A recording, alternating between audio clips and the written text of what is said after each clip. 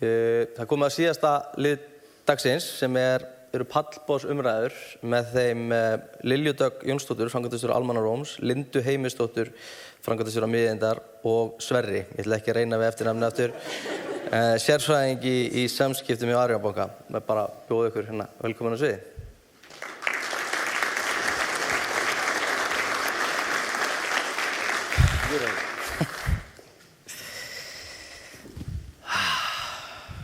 Gott að setjast aðeins. Já, gott að fá sér sæti. Já. Heyri, hvað segir þið veðrið? Gjána með þetta? Jú. Finn ekki mikið fyrir því hérna inni? Nei. Gluggalausa? Nei. Það er svona, ekkert kvíði fyrir hríðinni sem býður okkar. Nei, ég er rosalega bjartsýn. Ok. Heyri, kannski byrjum bara á að við ætlum að tala eins íslenskuna og hvernig íslenskan að komin í þessa gervigreind. Kannski byrja bara á ef þið kynnið ykkur fyrir salnum, svo ég sé ekki að gera það. Já, sjálfsagt. Ég heiti Lilja Dögg og ég fer fyrir Almanna Rómi og örfá orð bara hvað það batteri er. Það var Almanna Rómur sjálfseignarstofnun sem hefur haldið framkvæmd á því sem kallað máltækni áætlun. Hann Logi fór nú svolítið vel yfir þetta áðan, þannig ég þarf kannski ekki að verja svo mörgum orðum í það.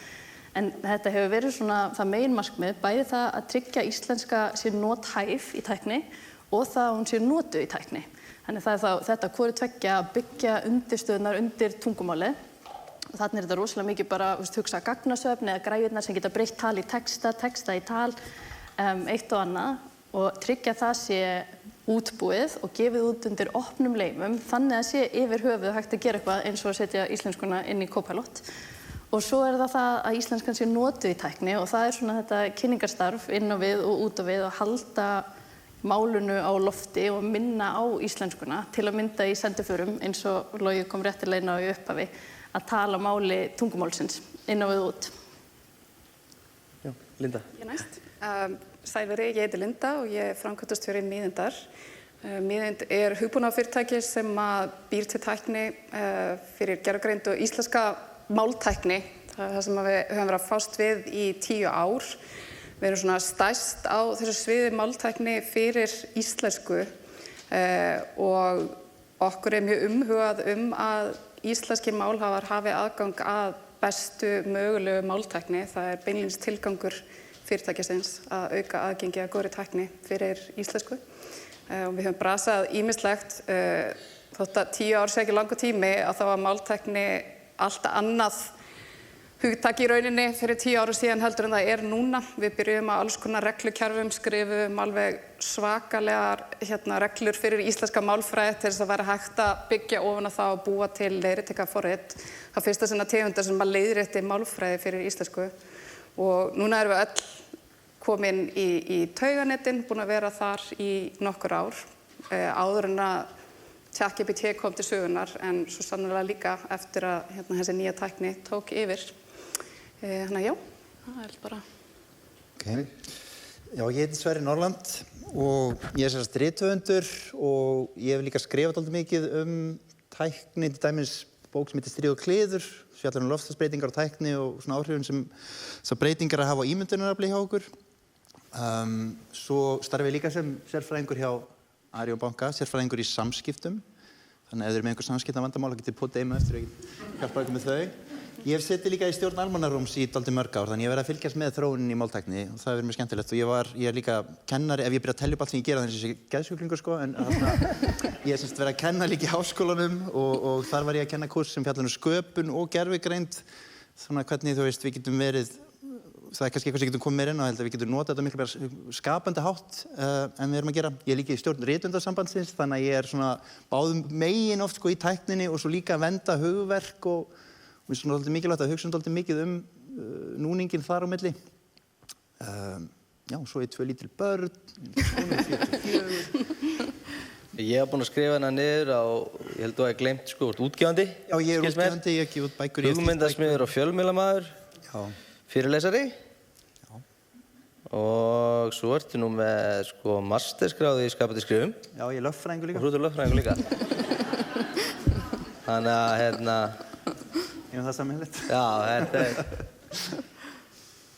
Þú hefur aldrei starfað við það? Jú, ég starfaði það líka. Þú varst fljótur að hætta því? Já, ég var fljótur að hætta því.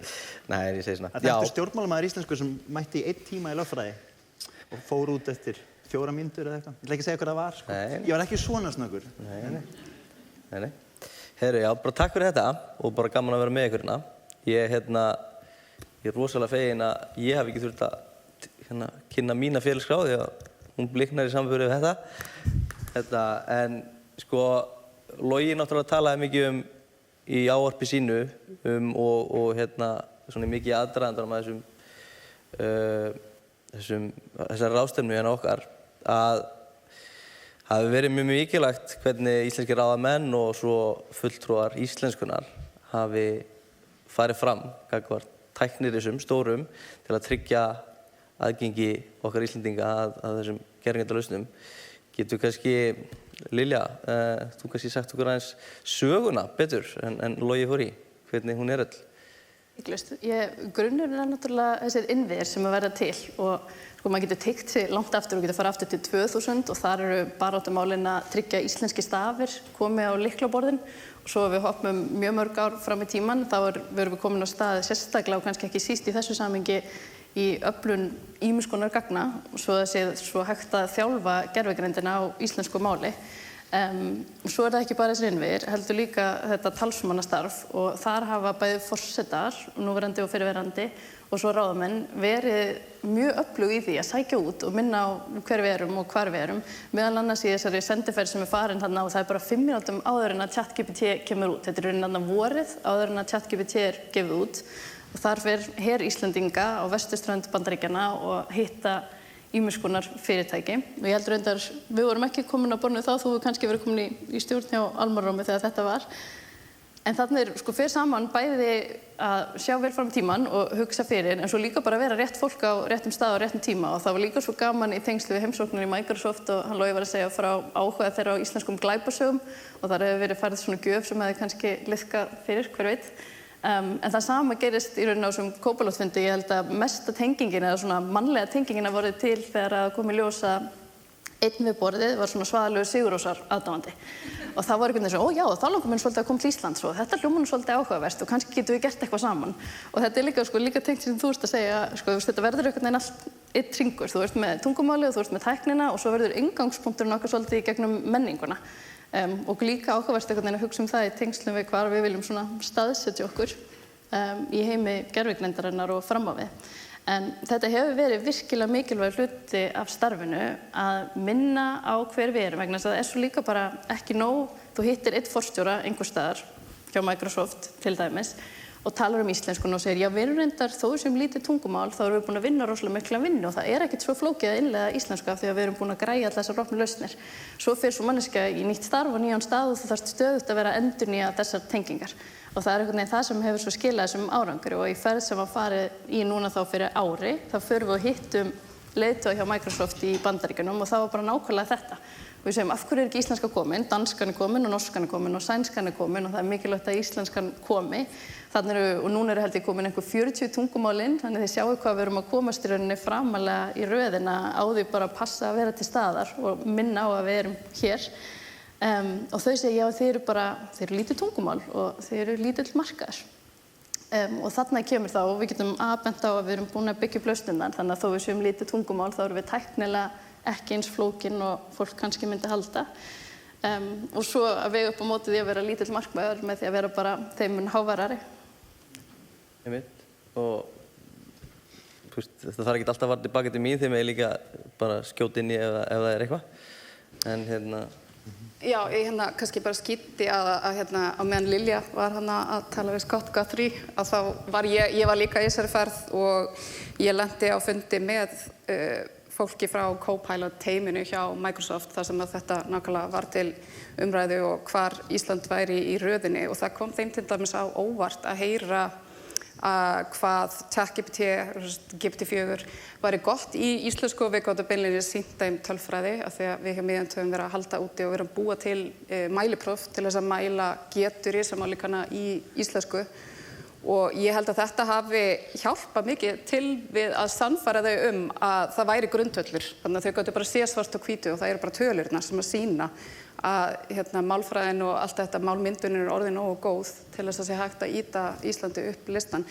Og það er rosalega mikilvægt að við séum alla leggjast að eitt að vera bara meðvituð, vera að leggja einhverja tölur á frammistöðu gervigreindar og ýta því að þessum stórfyrirtækjum og þau sögðu það, við hittum fleiri fyrirtæki, við fórum að fund hjá Anthropic og Google, svona dæmi sem við nefnd og OpenAI að sjálfsögðu og þetta var endurgjöf sem við fengum alls staðar væri að það væri mikilvægast að þetta væri allt mælanlegt af því að þessi teymi sem eru að byggja upp þessa gervigreind út í heimi þau vita ekki hverju að vinna að ef það er einhver tölur á sig, þau vilja bara sjá svart og hvítu, svona er staðan í dag.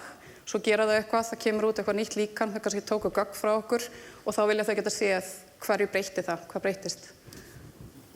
Já, takk fyrir þetta. Og ég þykist nú vita að þetta, mér heyrist að það hefur verið svona svo vinna sem hefur farið fram síðustu ár á sviði máltækni sem er svolítið svona að skapa þessa einstöku stöðu sem við erum í, gagnvart þessum stóru tæknirisum, en þetta hefur nú varla gengið án áskoruna. Hvað er svona að ykkar mati, hvað hefur deilið með hópnum? Ekki stærsta áskorunin bara gagnamagn, bara skortur á gögnum á íslensku. Það er náttúrulega betri svona verklega reynsla en ég.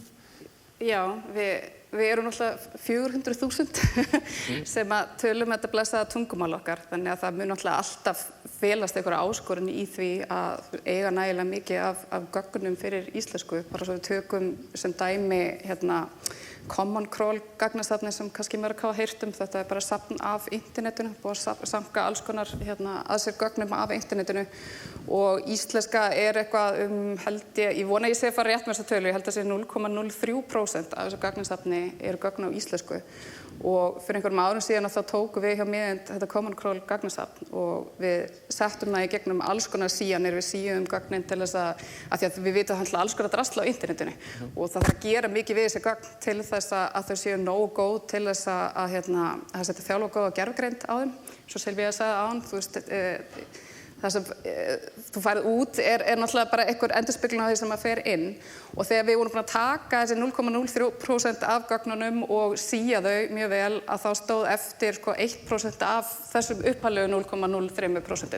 En að þú veist þetta er magnið af gögnum sem að við eigum að vinna með og þess vegna þreytust ekki kannski að benda á það að fólk má náttúrulega bara hafa alls konar skoðanir á því. Nú ég meina núna er í umræðinni að fara margir að endurposta skemmtilegum status á Facebook það að meta sig að fara að nýta gögn frá notendum til þess að þjálfa gervigreind og þetta hefur fólk alls konar skoðanir á þessu og mörg vilja bara alls ekki að sé verið að nýta gögnin þeirra í þetta en þegar maður er að vinna með svona lítið tungumál ef við viljum geta nota gervigreindina á íslensku þá er það eiginlega á ábyrgð okkar allra að reyna að hjálpa til við að búa til góð gögn fyrir íslensku svo að sé hægt að þjálfa þessa gervigreind. Þetta gerist ekkert í einhverju tómarúmi.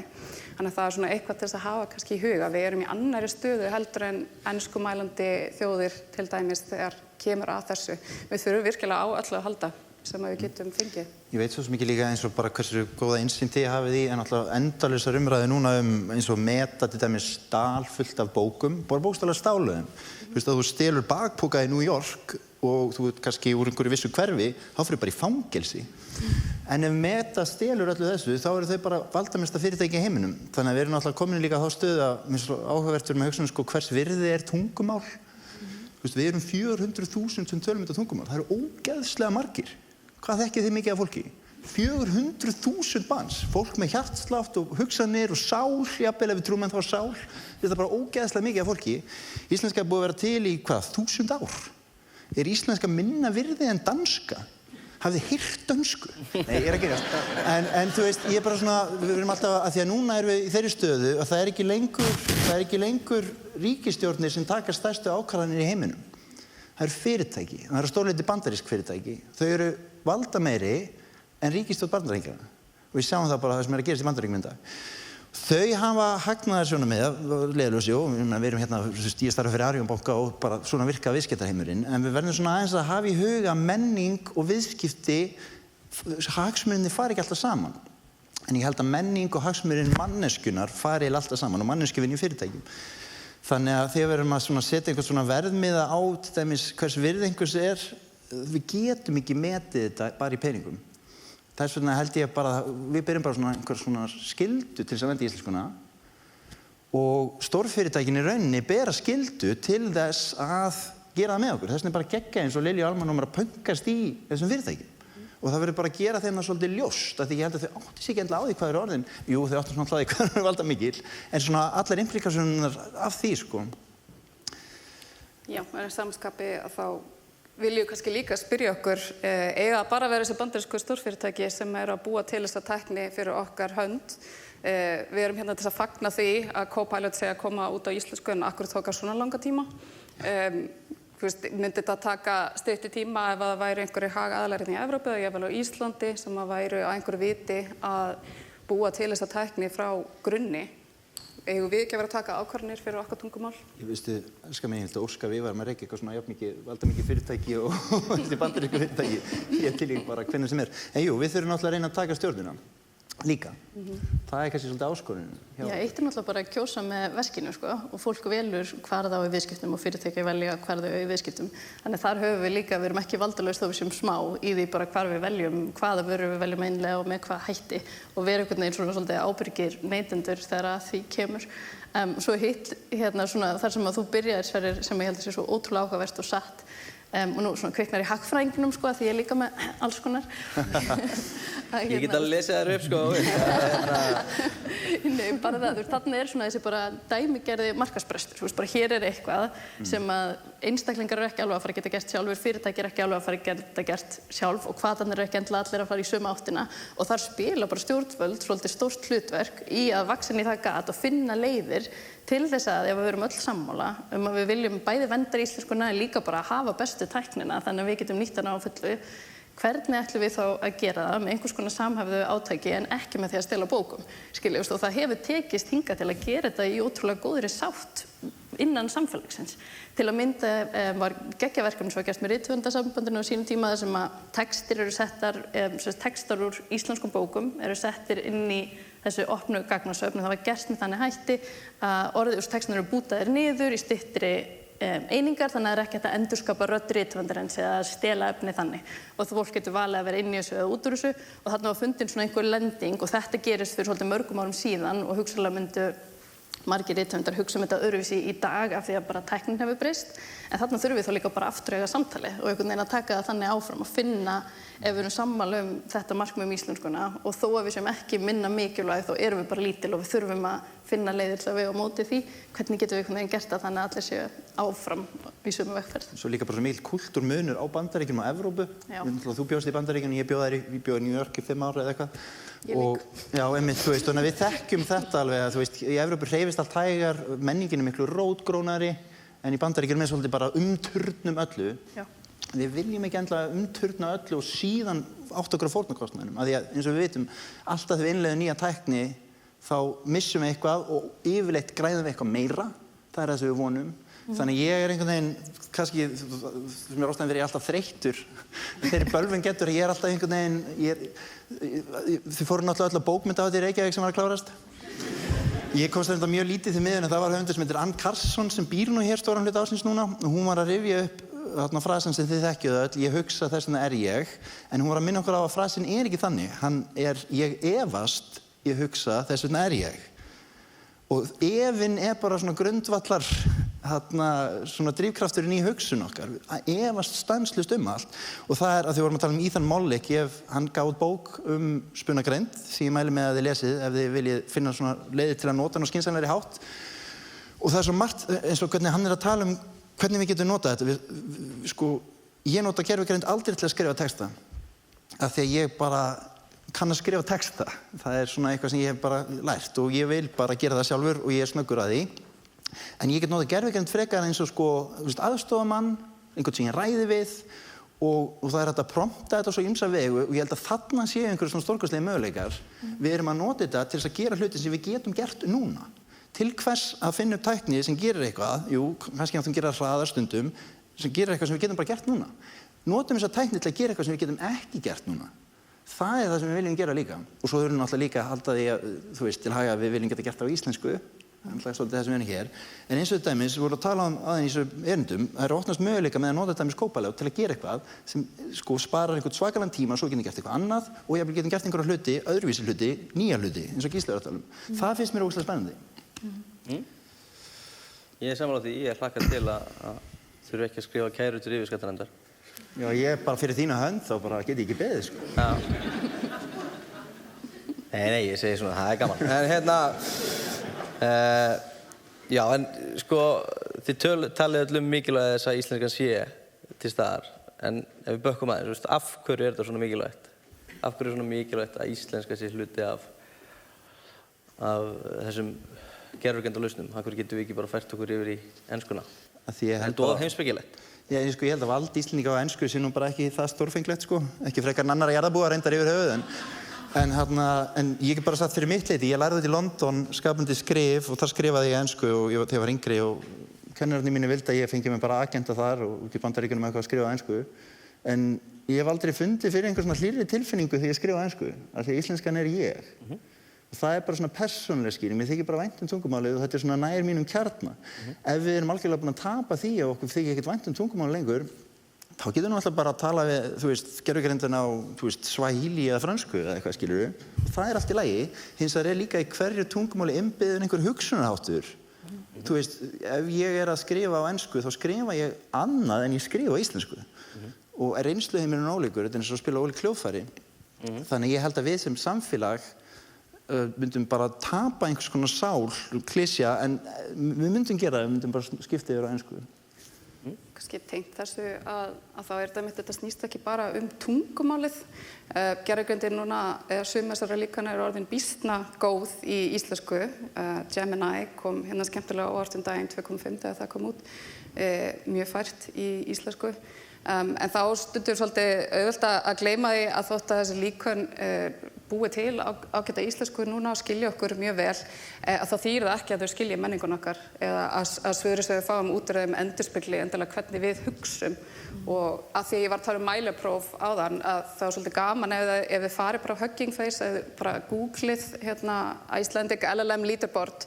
Þetta er svona stigatafla sem við hjá Miðeind höldum úti og þið getið séð þarna bara svart á hvítu öll þessi helstu líkön, hvernig þau standa sig á hverju einu mæliprófi fyrir íslensku og þessi bestu eru komin langt yfir 80-90% í alls konar málfræðiprófum og málmyndun og málskilningi og öllu þessu.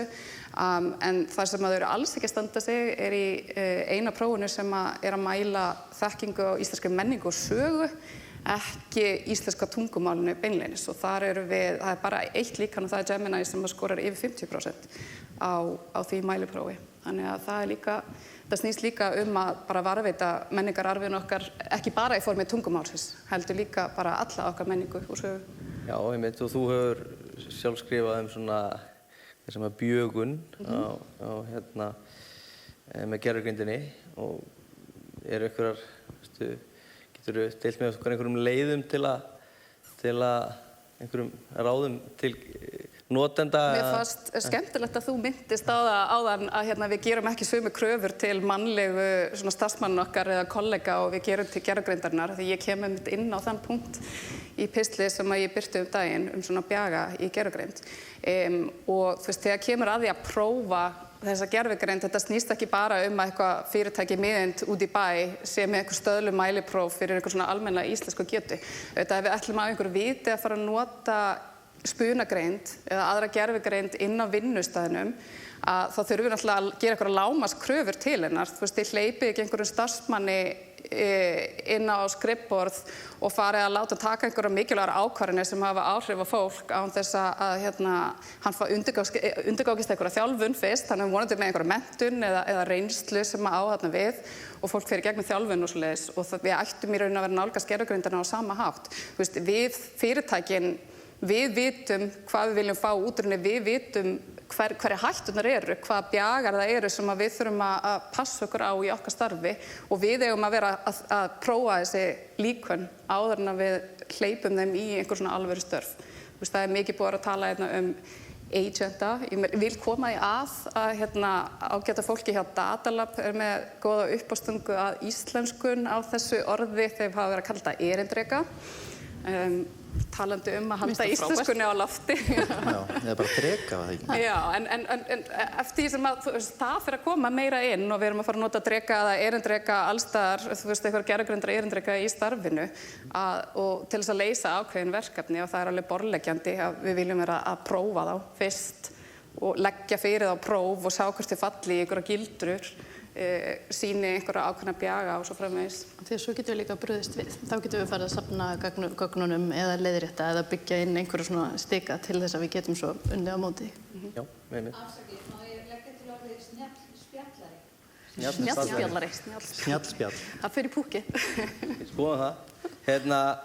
Já, við erum alveg að vera búið með tímann og þess vegna ætla ég kannski bara að varpa einni spurningu á okkur í viðbót og hef hann svolítið opna og þið ráðið hvert þið farið með hana, hvort það segja á sviði máltækni eða annað. En hvaða verkefni og áskoranir eru kannski svona framundan fyrir bara, íslenskuna og gervigreind eða þá ef þið viljið fara með þetta í stærra samhengi þá ykkur velkomin að gera það ef við byrjum á þér, Lilja. Verkefni og áskoranir, það náttúrulega fjölmargar eftir því hvað áttu hörum. Eitt af því sem við höfum verið að vinna í mikið núna svona reyna að sjá fyrir einhvern veginn hver framtíðarvegferðin fyrir máltækni og fyrir gervigreind. Og máltækni hefur verið rekin á svona áherslu átökum. Hérna skilgreind eitthvað verkefni til 2 ára og svo verkefni til 2 ára. Og nú erum við einhvern veginn að horfa fram á veginn. Við höfum verið að leggja rosalega mikla áherslu núna á hagnýtingu og innleiðingu og erum að ná ótrúlega miklum árangri í því. Og við erum svo meðal annars tengt líka því sem Logi kom inn á í upphafi að hugsa svona hvernig spila máltæknin og gervigreindin saman og hver eru tækifærin. Og mér dettur þetta bara í hug við þessari spurninga því mér fannst svo áhugavert sem hluta þeirri vinnu sem að Logi meðal annars vísaði á fórum við heimsóttum Norðurlöndin og heimsóttum svona sambærileg batteri og almannaróm eða einhvers konar gervigreindarsetur sem eru á Norðurlöndunum og erum að kynnast því sem þau eru að gera og þau eru meira og minna gervigreindarsetur og þau svona ræturnar þeirra eru í gervigreindinni en þau eru öll að vinna í máltækninni akkurat núna og þau voru öll að spyrja og hvernig þið verið að gera þetta og hvernig hafa þessar máltækni allan að virka og hvernig hugsuðu gagnasöfnin og eitthvað svona. Og það var svo gaman einhvern veginn að maður hugsa hvernig gervigreindinni hefur fleygt fram að núna allt í tungumáli orðið inngangspunkturinn í þessa nýjustu tækni sem við erum öll að eiga við. Og þarna höfðum við eitthvað fram að leggja. Við gátum sagt já, við erum búin að vera að vinna svolítið góð að vinna á þessu sviði og svona erum við að hugsa það og gátum átt ótrúlega gott samtal það. Og erum einhvern veginn við sem land núna nálgast gervigreindina mörgu leyti út frá tungumálinu og menningunni. Og mér finnst það geggjað og ég held að áskorunin sé svo að finna hvernig getum við einhvern veginn staðsett okkur þannig að við séum ekki bara þiggjendur í máltækni og í gervigreind, heldur líka þátttakendur og við höfum einhvern svona sérstöðu á þessu sviði. Linda? Já, ég tek undir þetta. Svona verkefnin framundan snúa náttúrulega mikið að hagnýtingu. Það ýmislegt sem er hægt að gera í dag með gervigreind og máltækni og fólk veit ekkert endilega af því. Það er allur þessi grunnur og öll þessi vinna sem búið að vinna sem að Lilja er að tala það er búið að búa til alls konar tól og tæki ofan á þennan grunn sem mætti komast í meiri notkun. En svo finnst mér líka, það er þessi stóra mynd, þessi stefnumótun og sjálfbærni kannski. Við náttúrulega höfum ekki farið varhuga að því að það er ýmislegt að gerast í alþjóðapólitík og sem gæti haft áhrif á þennan framtíðarsýn og þennan heim og hvernig við lifum með gervigreind og hver er að búa til gervigreindina og skiptir það okkur máli. Það er kannski farið að skipta meira máli núna. Þannig ég myndi vilja sjá kannski einhverja alvöru vinnu hérna á Íslandi og alvöru svona stefnumótun í því hvað við ætlum að byggja sjálf frá grunni. Hvar erum við tilbúin að nota erlenda tækni frá Bandaríkjunum og hvað viljum við eiga sjálf og búa til sjálf. Ef við erum bara að tala íslenskuna þá held ég bara að það sé að fá fólk að nota þetta. Ef við erum að tala gervigreind almennt þá er það bara öryggisógnir í heiminum. Það er bara eitthvað risastórt núna allstaðar. En ef við erum að tala sem ég kannski gerir ekki gjarnan, ef við erum að hugsa manneskjuna þá held ég að við stöndum fyrir rosalegum áskorunum þar með alla þessa nýju tækni. Við þekkjum öll snjallsíman ætla ég að segja, sem er náttúrulega snilldartæki, en við sáum ekki fyrir hvaða áhrif það myndi hafa á okkur bara sálina, athyglisgáfuna og við erum svolítið mikið að ströggla við það og sérstaklega unga fólkið okkar. Þannig ég er að hugsa manneskjan þráir held ég ekki magn, heldur merkingu og magn dregur eða minnkar oft merkingu og ég held að við séum oft að hugsa svo mikið að búa til svo mikið og nýta svo mikið og eitthvað svona en það er hausinn okkur nær í götunum það og þá verðum við kvíðin af því að við náum í götuna og merkingin hverfur. Þannig ég held að það sé svolítið stór áskorun og svo að því við erum hérna og hugsa þetta og við erum fyrirtæki þá erum við alltaf að tala um skilvirkni í dag. En skilvirkni ekki alltaf að hinu góða. Hún ekki að hinu góða í sköpun alltaf, af því það tekur bara tíma að gerjast. Hún ekki að hinu góða þegar við hittum kannski ástvin okkar eða fjölskyldu. Þá viljum við ekki hafa bara eitthvað svona skilvirka kaffistund. Og svo ætla ég að benda ykkur að því nú vonandi búin átt ykkur að því orðin þetta gömul að hún dæmis ekki hendulega hinu góða þegar við stundum kynlíf. Og svo hún ekki alltaf hinu góða heldur í rekstri fyrirtækja. Af því að bestu lausnirnar kom ekki endilega með skilvirkum ferlum þegar fólk að tala saman. Þannig að auðvitað skilvirkni góð þegar þetta spara peninga með því að nýta, þú veist, gerum við eitthvað svona, en í mannlegum samskiptum skilvirkni ekki alltaf hinu góða. Og það þetta sem ég hef mestar áhyggjur af. Magn versus merking 3, 2, 1, 0. Tíminn búinn. Við erum búin að vera með þetta fyrir framhaldið. Skilvirkni í lagi. Skilvirkni, krakkar. Já, heyrðu, þetta bara rosalega flott lokaorð, held ég. Og Það er reynslu. Þetta var svakalegt, sko. Og líka svona endum við það á mannlegu nótunum. Það bara mjög gott. Já, bara ég vil þakka öllum fyrir komuna. Þetta bara algjör forréttindi að fá að vera með ykkur inn í dag. Við kannski vorum ekki með íslenskt orð fyrir AI agent á tilbúið, en við erum allavega með íslenska veitingatilbúnar. Það eru flatkökur með hangikjöti og kleinur og kaffi. Þannig að ég hveti ykkur einmitt til að gefa ykkur smá tíma, vera ekki of skilvirk og koma fram og spjalla eins við okkur og bara hvort annað. Og ég vildi þora ekki öðru eftir þessa ræðu frá Sverri. Og ég vil þakka líka bara kærlega fyrir Pallboss þáttakendunum og öllum sem við hlýtum á í dag og Microsoft. Bara takk fyrir.